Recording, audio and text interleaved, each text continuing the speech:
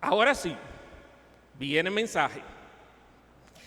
A los fines de entender la presente reflexión, es importantísimo que entendamos que la historia del pueblo hebreo no es una historia que compete únicamente a Israel, sino que es la historia que narra el plan de salvación ideado por Dios para nuestra salvación. Es la historia que narra cómo se desarrolló el cristianismo y cómo la fidelidad de Dios ha estado presente en cada etapa de nuestras vidas.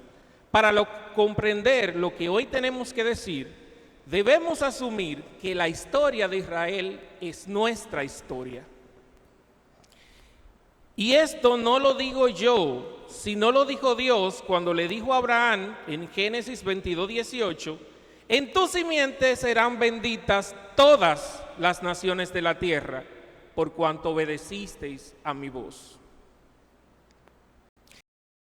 Existe un tema muy incidente, que lo vamos a tratar al final del mensaje, y es el concepto del libre albedrío que Dios nos dio. Esto lo trataremos al final por un tema de conveniencia. Y vamos a poder empezar este recorrido en Génesis. Y vamos a decir que cuando Dios hizo a Adán y Eva, se esmeró y nos hizo perfectos. Teníamos una comunicación igualmente perfecta con Dios y no nos hacía falta nada. El día, por causa de la astucia del enemigo de las almas, caímos de la comunión perfecta, pecando groseramente en hacer lo que Dios había prohibido. Y fuimos tan irresponsables que no admitimos nuestra culpa y procedimos a culparnos unos a otros, y no se escuchó en el cielo una plegaria de arrepentimiento y solidaridad por ante Dios por parte de Adán o de Eva. Las consecuencias de nuestro extravío fue no solo la expulsión del jardín del Edén, sino el quebrantamiento de la relación perfecta que existía entre Dios y el hombre. Pero el plan de Dios es, y esto es en presente, el plan de Dios es que en algún momento volviéramos a tener una relación de cercanía y de perfección igual a la que tuvimos antes de la caída, y por eso en la misma escena, en el mismo acto donde caímos, Él dice: y pondré enemistad entre ti y la mujer, y entre tu simiente y la simiente suya. Esta te herirá en la cabeza, y tú le herirás en el calcañar. Como diciendo al enemigo de las almas: es cierto que nos vas a herir, pero no vas a herir en el pie. Pero vendrá uno que te herirá en un punto, en la cabeza, donde jamás te podrás levantar.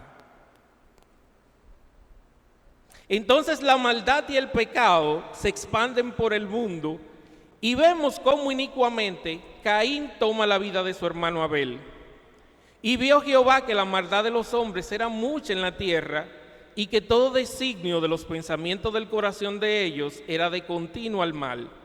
Y Dios decidió raer la tierra con un diluvio, pero nosotros fuimos preservados en Noé y su familia. Por amor a nosotros, Dios secó las aguas y nos prometió que jamás raería la tierra con inundaciones.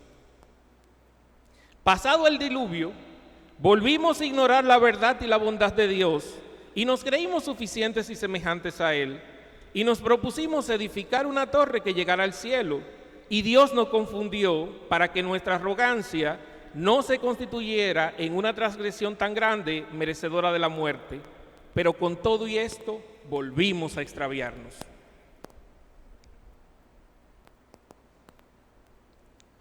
Como muestra más que visible del plan de salvación que Dios había diseñado, llama a Abraham y le pide que deje su tierra,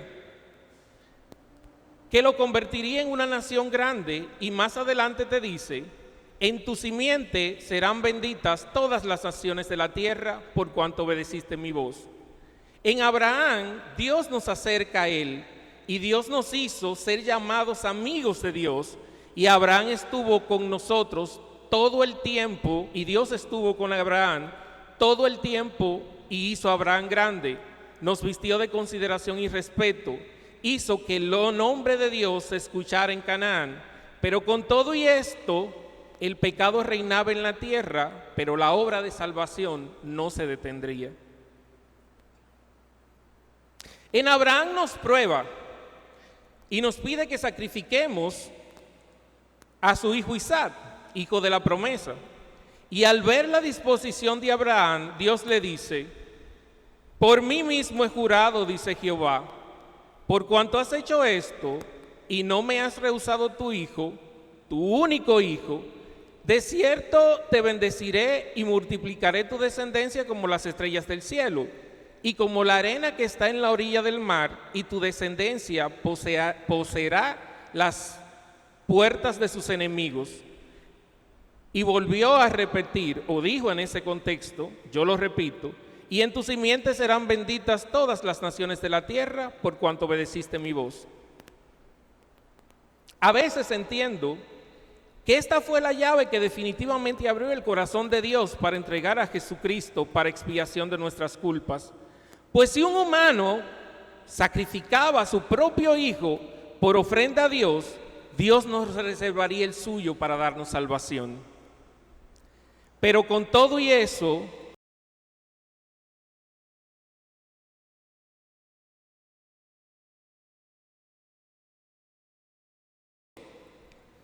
Dios estuvo con Isaac y con Jacob, como estuvo con Abraham, y de la descendencia de Jacob nace José.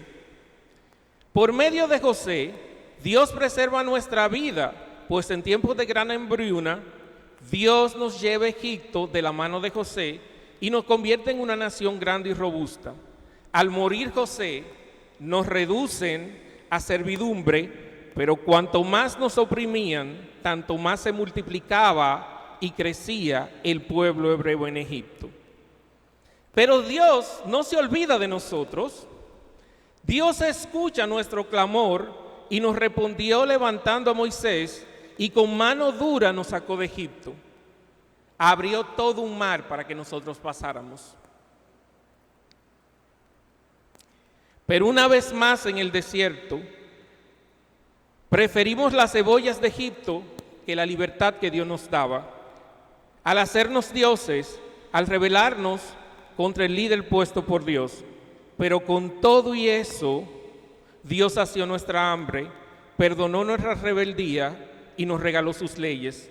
No obstante, por nuestra altivez, duramos 40 años en el desierto, y Dios nos dio maná, nos dio agua y nos dio zapatillas y vestidos que nunca se desgastaron.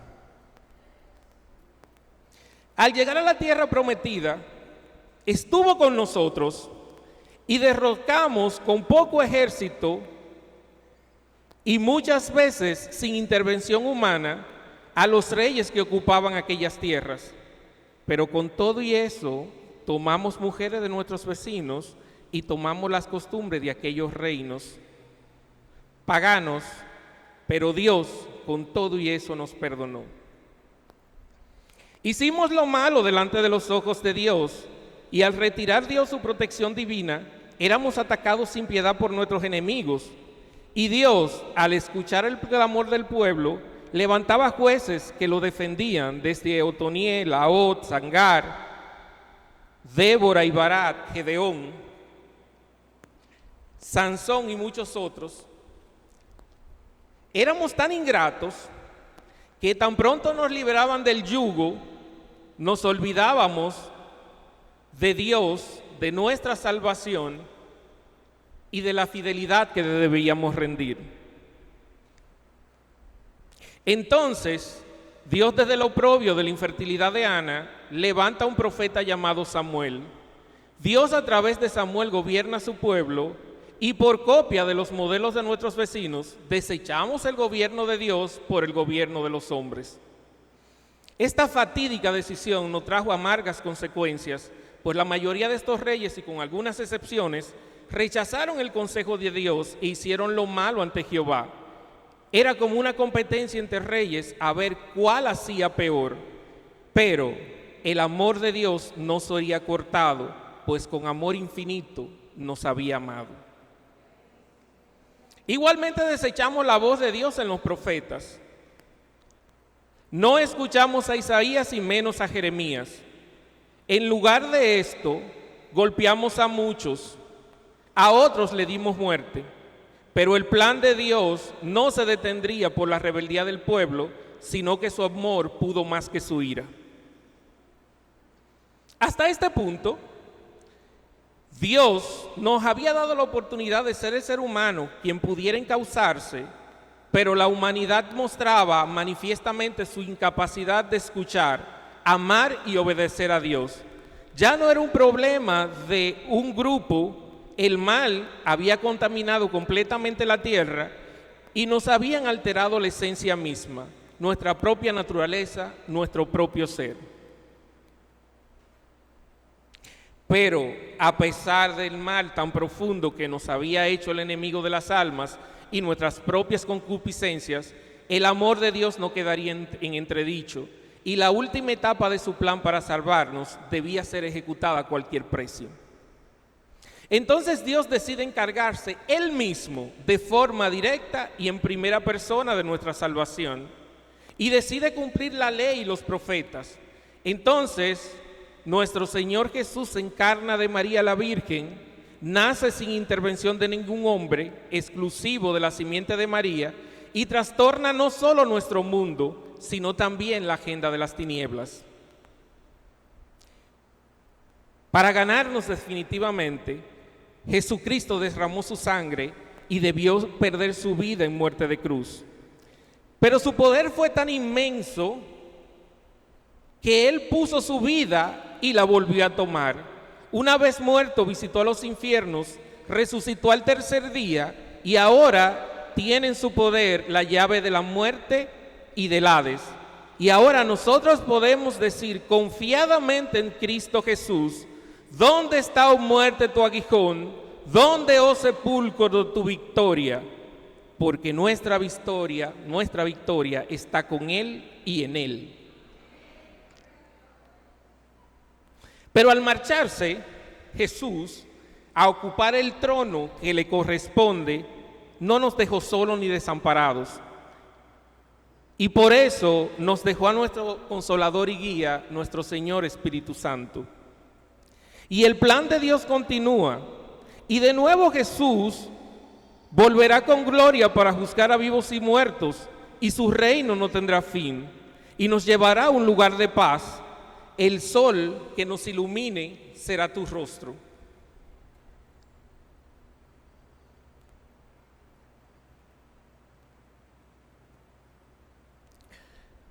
Y todo esto, y este recuento que hemos hecho, desde Génesis casi hasta Apocalipsis, tiene un solo sentido, uno solo: verte ahí sentado en ese banco, pudiendo elegir entre el reino de Dios y el reino de las tinieblas. Todo este plan fue flagrado, fue ideado para conseguir la salvación del hombre, para conseguir que el hombre volviera a sus inicios en una relación perfecta con Dios. Todo el plan fue diseñado para salvarte a ti, para salvarme a mí. Nunca hemos estado solos. En nuestras etapas de mayor rebeldía, Dios siempre ha estado con nosotros. En la de mayor necesidad, Dios siempre ha estado con nosotros. En la de mayor alegría, Dios ha estado con nosotros. ¿Y qué nosotros vamos a decir? ¿Que Dios no nos conoce? En ninguna forma. Escrito está que hasta los pelos de nuestra cabeza están contados, y escrito está que nuestros ojos, que sus ojos vieron nuestro embrión. Escrito está que nos ha amado con amor eterno, y escrito está que volverá por nosotros. Entonces, vuelvo y repito: ¿dónde está, muerte, tu aguijón? ¿Dónde está si mi Redentor vive? ¿Dónde está si mi Redentor vuelve? ¿Y dónde está si me ha regalado el Espíritu Santo y la fe necesaria para esperarlo? Sin embargo, hay un tema que debemos tratar antes de concluir el mensaje. Y les dije al principio que lo dejaríamos para el final. Es el tema del libre albedrío. Y me voy a permitir leer textualmente Génesis 2 al partir del versículo 4. Y dice de la siguiente forma: estos son los orígenes de los cielos y de la tierra, cuando fueron creados el día que Dios hizo la tierra y los cielos. Y toda planta del campo antes de que fuese en la tierra, y toda hierba del campo antes de que naciese, porque Jehová Dios aún no había hecho llover sobre la tierra, ni había hombre que labrase la tierra, sino que subía de la tierra un vapor, el cual regaba la faz de la tierra. Entonces Dios, o Jehová, Dios formó al hombre del polvo de la tierra y sopló en su nariz aliento de vida, y fue el hombre un ser viviente.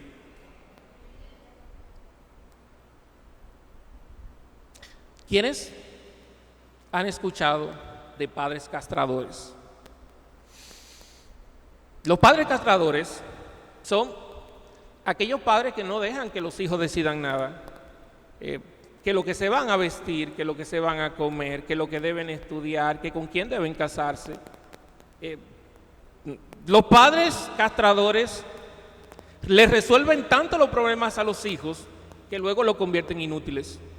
Son muchachitos que después no saben cómo salir de casa, son personas mayores que se comportan como niños, y a veces son personas que no tienen ese desenvolvimiento ni en los trabajos, ni en sus relaciones afectivas, y mucho menos pensar en crear familia y tener un hogar.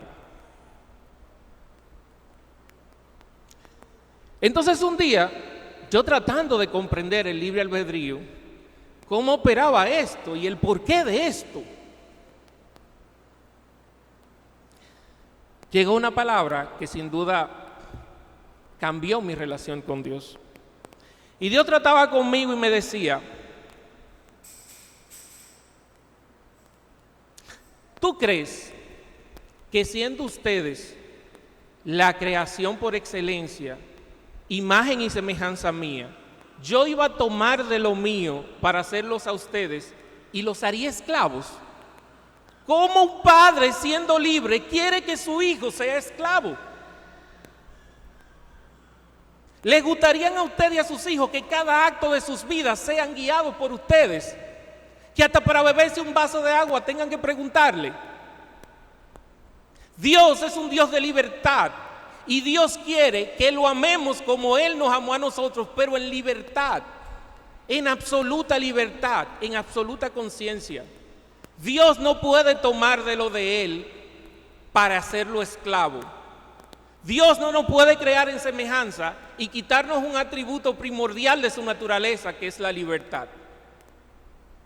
No podemos aspirar a ser títeres, porque Dios lo que quiere es que en convencimiento pleno lo amemos, lo obedezcamos, aceptemos el plan de salvación que Él ha hecho para nosotros.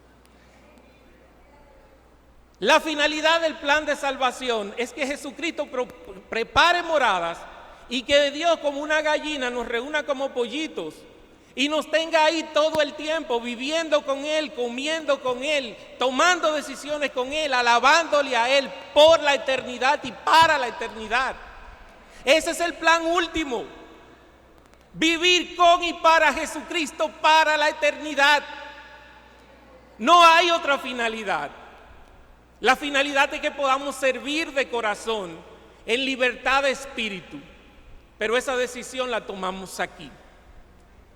Y a ti, amigo que me escuchas, todo este plan se desarrolló para que tú estuvieras aquí, para que estuviéramos todos aquí y pudiéramos tomar hoy una decisión con dimensiones eternas. La decisión, si no has aceptado de Jesucristo, es tuya. Hoy Jesucristo está a la puerta y Él te ha dicho que estará contigo si le aceptas al final de todos los tiempos, Dios estará con nosotros. Y yo estaré con ustedes hasta el fin del mundo. Que Dios les bendiga y les guarde.